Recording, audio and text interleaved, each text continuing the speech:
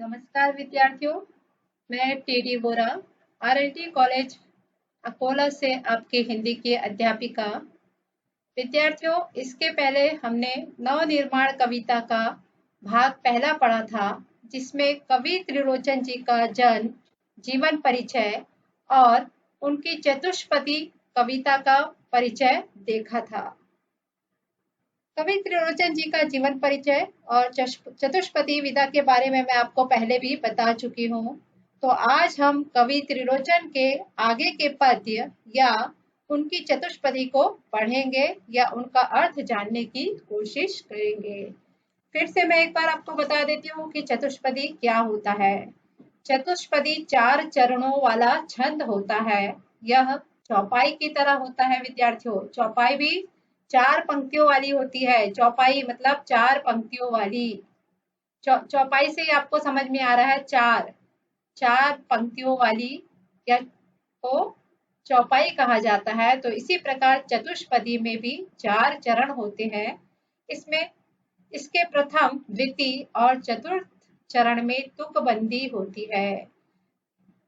भाव और विचार की दृष्टि से प्रत्येक चतुष्पदी अपने आप में पूर्ण होती है। तो विद्यार्थियों, कक्षा 11वीं की क्लास में भी हमने प्रेरणा नाम की कविता पढ़ी थी, जो त्रिवेणी थी।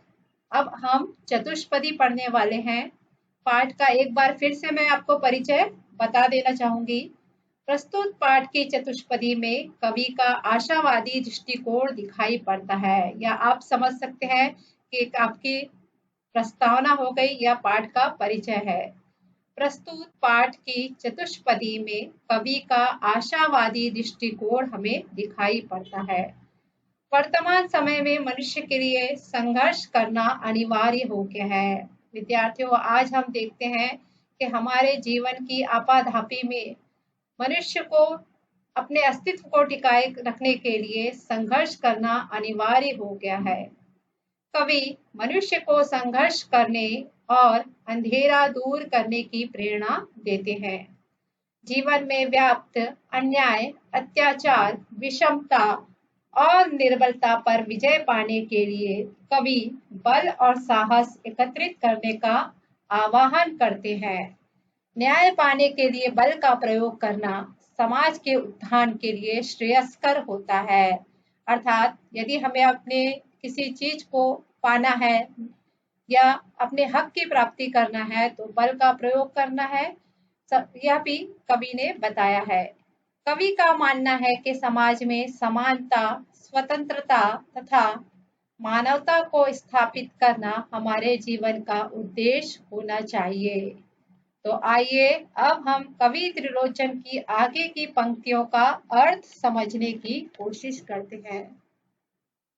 तो विद्यार्थियों, पहले की 2 चतुष्पदी का अर्थ हम पढ़ चुके हैं। अब तीसरी जो चतुष्पदी है, मैं उसकी पंक्तियों को एक बार पढ़ूंगी। आप उसे सुनिए और सुनने के बाद उसका अर्थ समझने की कोशिश करिए। देखिए, मैं पंक्तियां पढ़ती हूँ। सत्य है राह में अंधेरा है, रोक देने के लिए घेरा है। काम भी और तुम करोगे क्या, बढ़ चलो सामने अंधेरा है। फिर से, सत्य है राह में अंधेरा है, रोक देने के लिए घेरा है।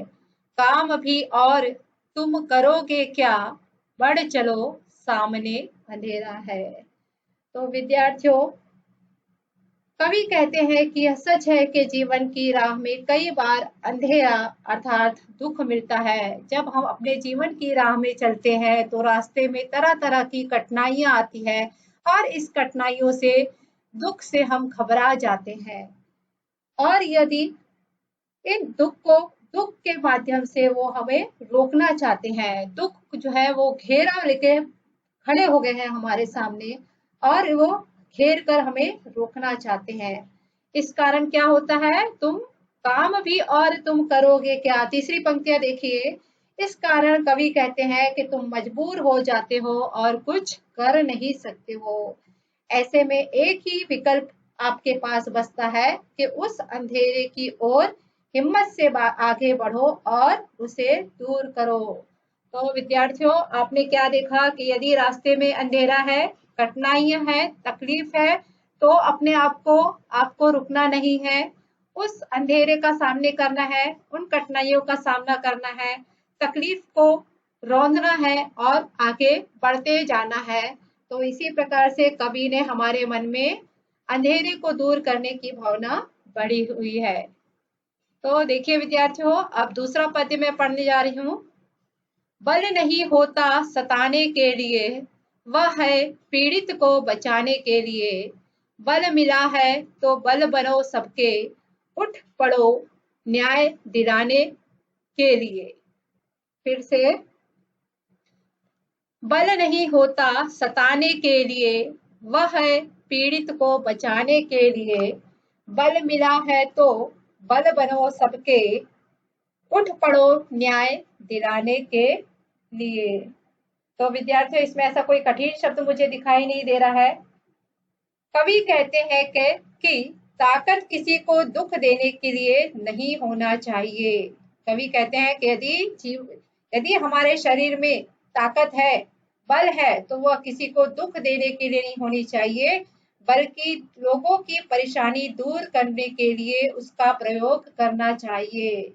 अतः यदि किसी को ताकत मिली है तो लोगों की ताकत बनो और जरूरतमंदों का न्याय दिलाने की कोशिश करो।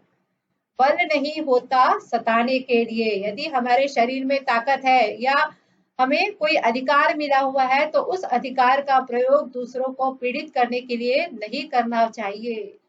बल मिला है तो बल बनो सबके। देखिए, बहुत ही सुंदर पंक्ति है।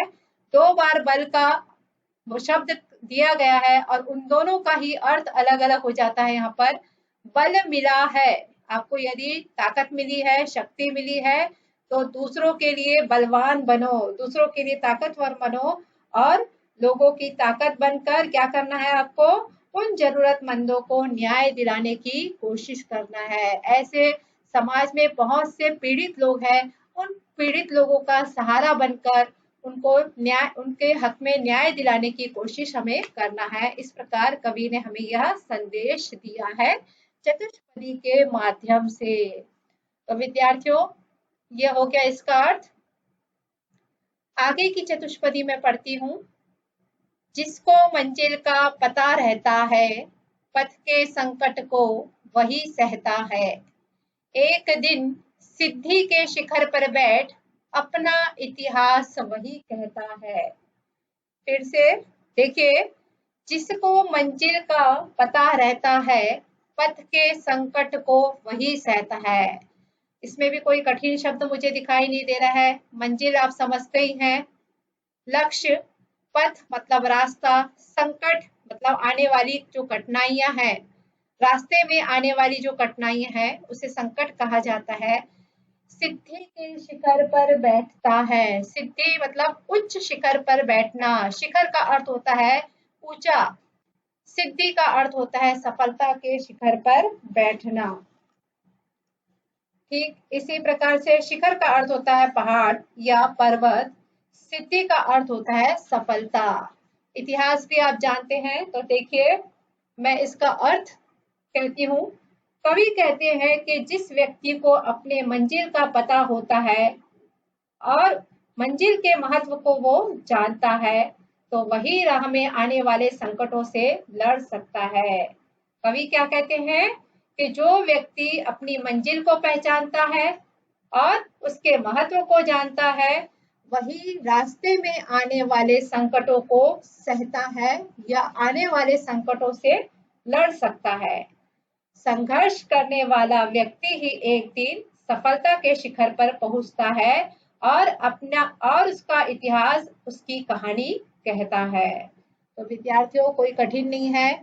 जो यदि हम किसी चीज को प्राप्त करने के लिए आगे बढ़ते हैं तो हमें रास्ते में अनेक कठिनाइयों को सहन करना पड़ता है, और जब हम सफलता के शिखर पर पहुंच जाते हैं तो उसका जो इतिहास है उसकी कहानी बयान करता है या उसकी कहानी को वर्णन करता है। तो विद्यार्थियों, ये भी काफी सरल है, सरल शब्दों में इसका वर्णन किया गया है और काफी सार गर्भित अर्थ यहाँ पर कवि ने अपनी चतुष्पदी में दिया हुआ है। आगे की पंक्ति में पढ़ती हूँ। प्रीति की राह पर चले आओ, नीति की राह पर चले आओ, वह तुम्हारी ही नहीं सबकी है, गीति की राह पर चले आओ। प्रीति की राह पर चले आओ। प्रीति का अर्थ होता है प्रेम। प्रेम के राह पर, प्रेम के रास्ते पर चले आओ। नीति का अर्थ आप समझते होंगे। नीति का अर्थ होता है वैल्यू, नियम, डिसिप्लिन। नीति की राह पर चले आओ, वह तुम्हारी ही नहीं सबकी है। क्या है? नीति की जो राह है वो तुम्हारी अकेले की नहीं बल्कि सभी की राह है। तो इस प्रकार मैं एक बार फिर से पढ़ती हूँ। देखिए, प्रीति की राह पर चले आओ, नीति की राह पर चले आओ, वह तुम्हारी ही नहीं सबकी है, गीति की राह पर चले आओ। तो विद्यार्थियों, मैं अब इसका अर्थ पढ़ती हूँ, अर्थ उसका समझाने की कोशिश करती हूँ। कवि कहते हैं कि प्रेम की राह पर चलो। क्या कहते हैं कवि? प्रेम के रास्ते पर या प्रेम के मार्ग पर चलो। यह राह किसी एक की नहीं है बल्कि सभी के लिए है। प्रेम की राह क्या है? एक व्यक्ति के लिए नहीं है बल्कि सभी के लिए है।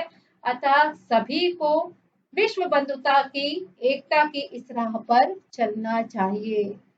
तो विद्यार्थियों, बहुत ही सिंपल है, सरल है, आसानी से समझ में आने वाले हैं। आगे का पद्य हम देखेंगे। साथ निकलेंगे आज नर नारी, लेंगे कांटों का ताज नर नारी, दोनों संगी है और सहचर है, अब रचेंगे समाज नर नारी। तो विद्यार्थियों, नर और नारी के बारे में कवि त्रिलोचन के जो विचार है वो हमें यहाँ पर दिखाई देते हैं।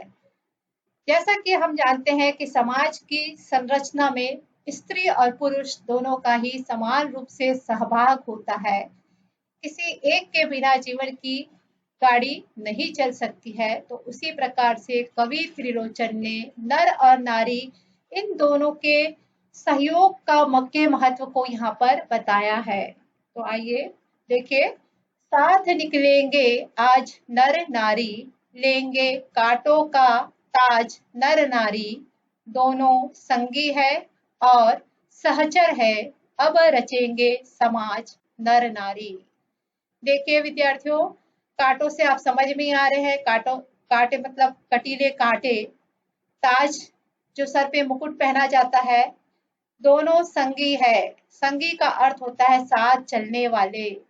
सहचर, साथ, दोनों संगी है, दोस्त है और साथ में चलने वाले हैं। सहचर, साथ साथ चलने वाले हैं।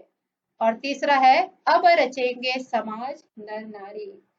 कवि कहते हैं कि हमारे समाज में नर और नारी दोनों ही समान है। वे दोनों ही एक ही साथ संघर्ष की राह पर आगे चलते हैं। दोनों एक दूसरे के साथी हैं और एक ही साथ आगे बढ़ते हैं। जिस समाज में नर और नारी दोनों को समान रूप से सम्मान प्राप्त हो, अधिकार प्राप्त हो, ऐसे समाज का हम निर्माण करेंगे। ऐसे समाज का हम निर्माण करेंगे। तो इस प्रकार कवि जो है वो अपनी भावना को व्यक्त करने की कोशिश कर रहे हैं या भावना को व्यक्त कर रहे हैं। तो अंतिम पद्य या अंतिम चतुष्पदी हम देखेंगे विद्यार्थियों। वर्तमान बोला अतीत अच्छा था, प्राण के पथ का मीत अच्छा था, गीत मेरा भविष्य गाएगा, क्यों अतीत का भी गीत अच्छा था। वर्तमान समझ सकते हैं, जो प्रेजेंट में है, जो वर्तमान समय में है उसे वर्तमान कहा जाता है। अतीत का अर्थ है जो बीत चुका है। प्राण के पथ का मीत अच्छा था। प्राण समझ सकते हैं, जो हमें बहुत ज्यादा प्यारा होता है, प्राणों से प्यारा कहते हैं हम। पथ रास्ता, मीत दोस्त, गीत गायन, मेरा भविष्य गाएगा, यो अतीत का भी गीत अच्छा था। तो विद्यार्थियों, अब हम देखते हैं इसका अर्थ। कवि कहते हैं कि वर्तमान की परिस्थितियों को देखकर ऐसा लगता है कि अतीत अच्छा था, अर्थात हमारा भूतकाल ही अच्छा था। जब आज हम जीवन को जीते हैं, वर्तमान की स्थितियों में रहते हैं, तो विद्यार्थियों हमें ऐसा लगता है कि हमारा बचपन या जो बचपन हमारा बीत चुका है या जो समय हमारा बीत चुका है वह समय ही काफी अच्छा था। प्राणों से प्यारा हमारा बचपन और बचपन के दोस्त बहुत अच्छे थे। देखिए, प्राण के पथ का मीत अच्छा था। तो प्राणों से प्यारा कौन है? हमारा बचपन। और बचपन के दोस्त कैसे हैं? बहुत अच्छे थे। अब मेरे गीतों में मेरा भविष्य दिखाई देगा, लेकिन कवि आगे क्या कहते हैं? मेरे अतीत का भी गीत बहुत अच्छा था। अर्थात वर्तमान भी अच्छा था कहना चाहते हैं कवि, और अतीत भी अच्छा ही था। इस प्रकार से कवि ने अपने विचारों के माध्यम से, अपनी चतुष्पदी के माध्यम से जीवन के बारे में सकारात्मक मोड़ देने की कोशिश यहाँ पर की है। यहाँ पर आशावाद को दर्शाया है कहीं, तो कहीं मनुष्य को जीवन के मोड़ पे संघर्ष करने की सीख दी है, तो कहीं अन्याय के खिलाफ दूसरों की ताकत बनने की प्रेरणा दी है। समाज तो कहीं नर और नारी दोनों को एक बताया है। समाज में व्याप्त लिंग भेद को दूर करने की कोशिश की है या उनको संदेश दिया हुआ है। इस प्रकार एक साथ समाज का नव निर्माण करने की यहाँ पर हमें संदेश दिया है, या उनकी एक समाज, नए समाज की रचना की कोशिश की है। तो ये हुआ विद्यार्थियों नव निर्माण। जैसा कि शीर्षक से ही आपको समझ में आ रहा है कि कवि त्रिलोचन एक नव निर्माण करना चाहते हैं या एक समाज का नव निर्माण करना चाहते हैं, जहां पर नर नारी दोनों में ही समानता हो, कोई भेद ना हो, जो प्रीति की राह पर चलते हो। तो इस प्रकार आज हमारा यह वीडियो ही समाप्त होता है। धन्यवाद।